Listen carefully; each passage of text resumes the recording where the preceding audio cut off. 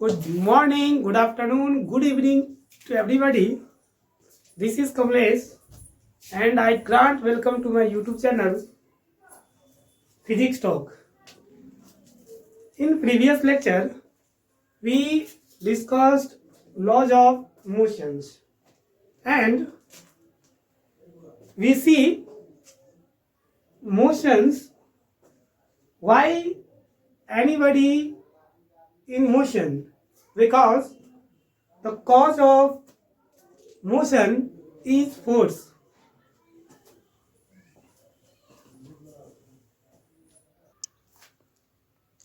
And we also discussed force and force definition of force. Force is a vector quantity.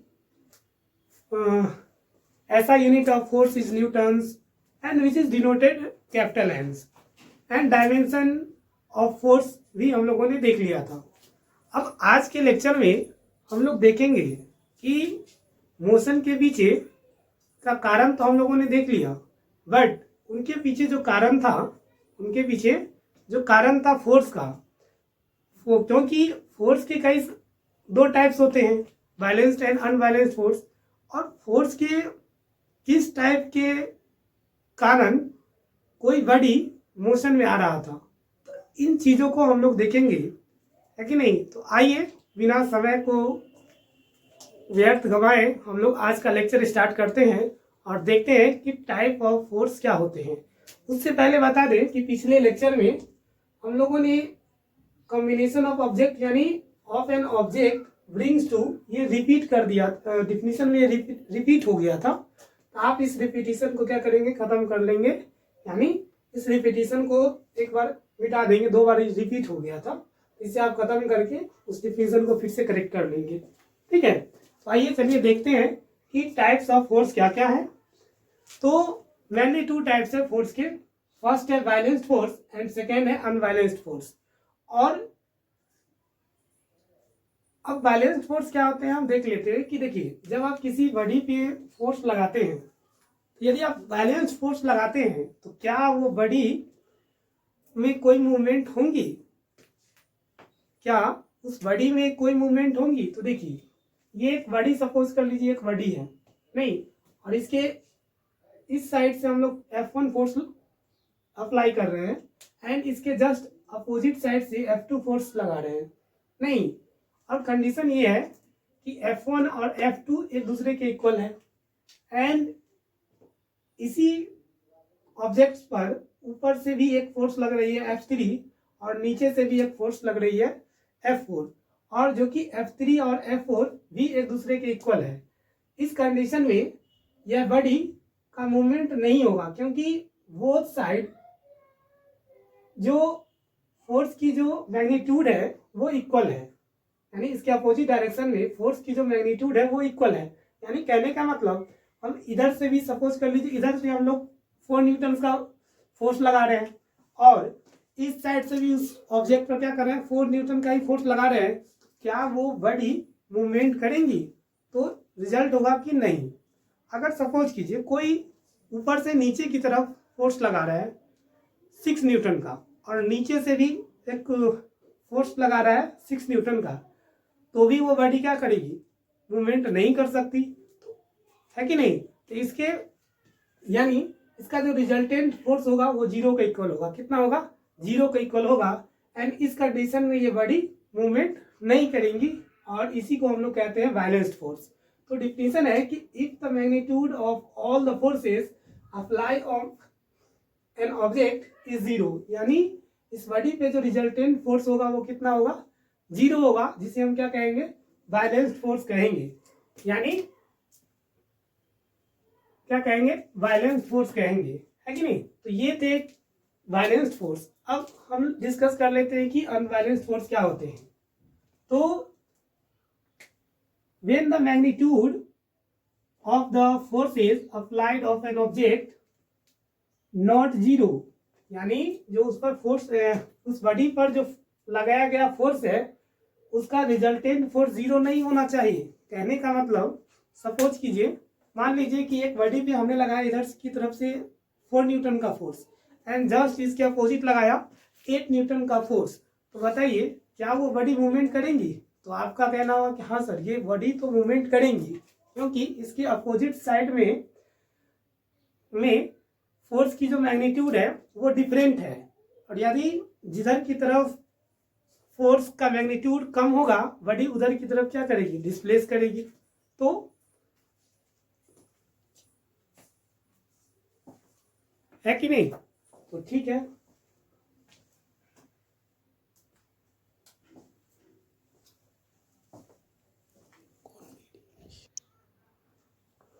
कि नहीं?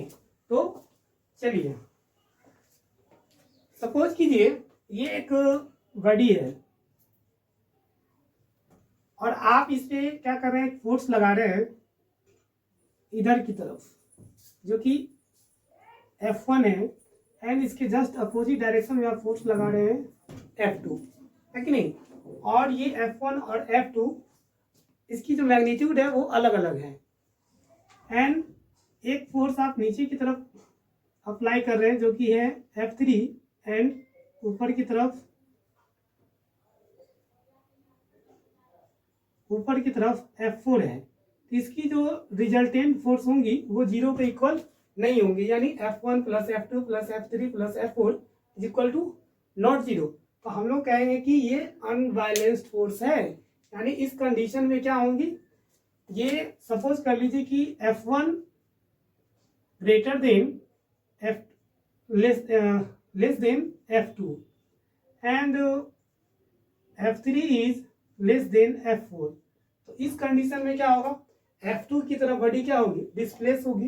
यानी body किधर की तरफ डिस्प्लेस होंगी? इधर की तरफ बॉडी डिस्प्लेस करेगी, एंड F4 की तरफ डिस्प्लेस करेंगी, है कि नहीं? तो बॉडी इधर और नीचे की तरफ आएंगी, है कि नहीं? तो ये थे अनबैलेंस्ड फोर्स। अब देखिए आप लोगों ने भी अनबैलेंस्ड वर्ड का आपने काफी यूज किया होगा।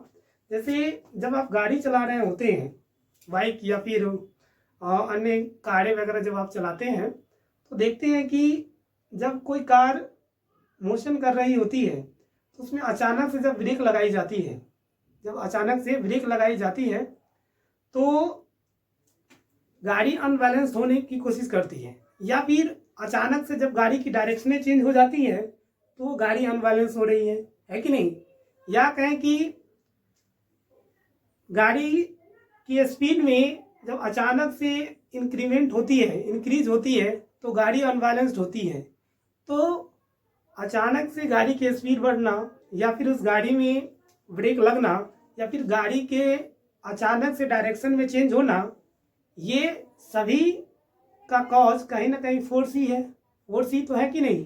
और उसी को हम देखेंगे कि फोर्स में एक्सेलरेशन का एक कारण था कि अचानक से जब किसी चीज में वृद्धि होती है तो उसके पीछे एक्सेलरेशन कारण था, तो वो हम लोग देखेंगे। बट अभी समझिए कि वो फोर्स उसका कारण है कि नहीं?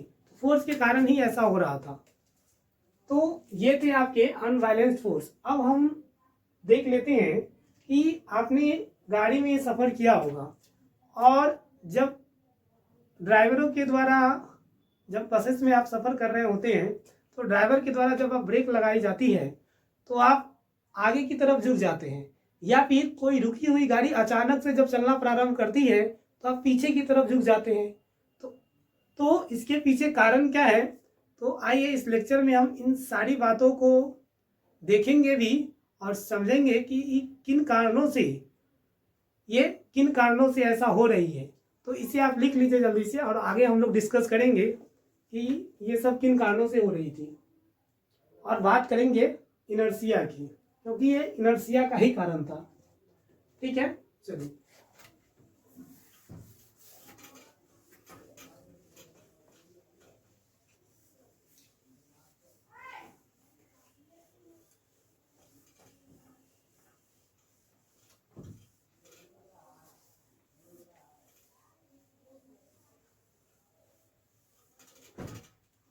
देखिए बात करते हैं इनर्शिया की। तो इनर्शिया क्या होती है? तो देखिए बॉडी की एक प्रॉपर्टी होती है कि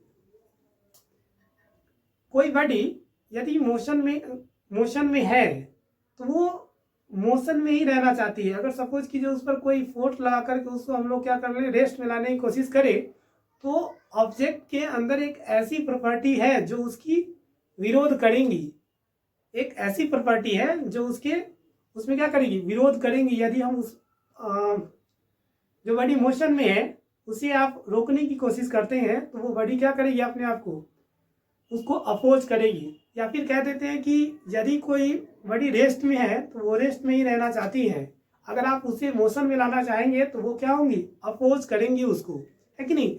तो इस तरह की जो बॉडी की जो प्रॉपर्टी होती है उसे हम लोग कहते हैं इनर्शिया।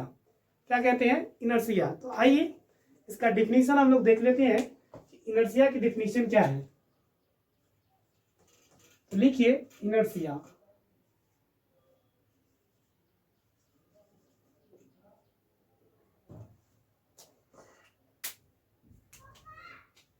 लिखिए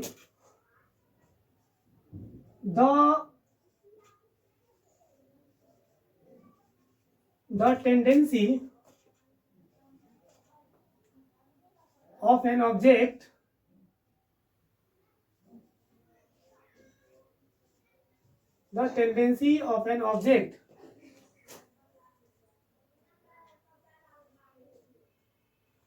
to resist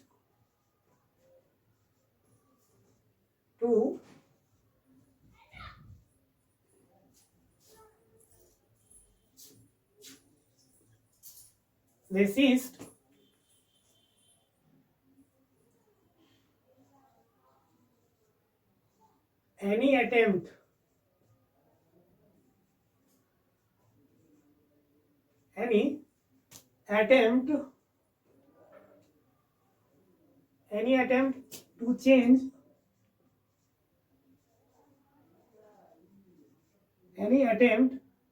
to change its velocity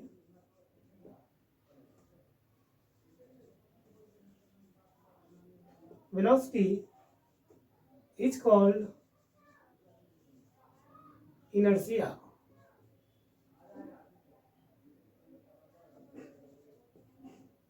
क्या कहते हैं, इनर्शिया। देखिए हमने क्या लिखा कि बॉडी की, देखिए the tendency of an object, body की वे टेंडेंसी या फिर वे प्रॉपर्टी जो रिसिस्ट करता हो, विरोध करता हो, any attempt to change of velocity के चेंज होने की जो क्या करती है, विरोध करती है कि नहीं। तो इस तरह की टेंडेंसी क्या कहलाती है, इनर्शिया कहलाती है। समझिए क्या कहने का मतलब है। कहने का मतलब है कि जो बॉडी रेस्ट में है, अगर आप उसे मोशन में लाना चाहते हैं तो वो बॉडी क्या करेगी, एक विरोध करेगी, है कि नहीं। जैसे कि आप देखते हैं कि जब कोई बस, किसी चलती बस में जब आप बैठे होते हैं तो ड्राइवर के द्वारा जब अचानक से ब्रेक लगाई जाती है तो आप आगे की तरफ झुक जाते हैं। ऐसा क्यों होता है, क्योंकि आपकी जो नीचे बॉडी के निचले पार्ट होती है वो बस के कांटेक्ट में होता है, और बस में कांटेक्ट के होने के कारण वो मोशन में होती है कि नहीं। बट ऊपर ब्रेक लगाया जाता है तो वो आगे की तरफ झुक जाती है कि नहीं। तो ये किन कारणों से हो रही थी, तो इनर्शिया की, इसके पीछे कॉज क्या थे, तो इनर्शिया थी, है कि नहीं। अब देख लेते हैं कि टाइप्स ऑफ इनर्शिया क्या क्या है। तो लिखिए टाइप्स ऑफ इनर्शिया।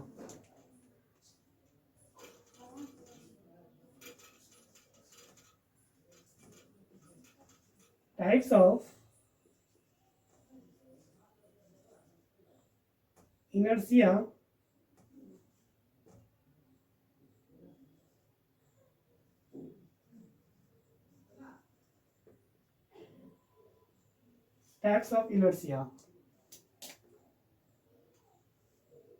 इसके 3 टाइप्स हैं।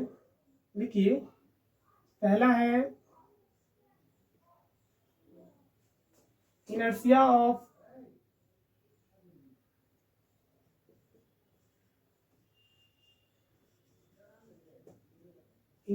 at rest, एंड दूसरा है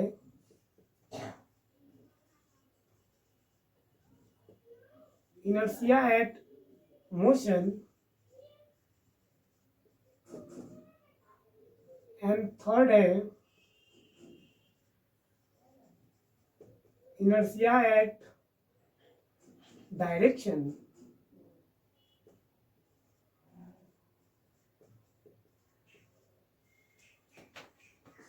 चलिए एक एक करके डिस्कस कर लेते हैं कि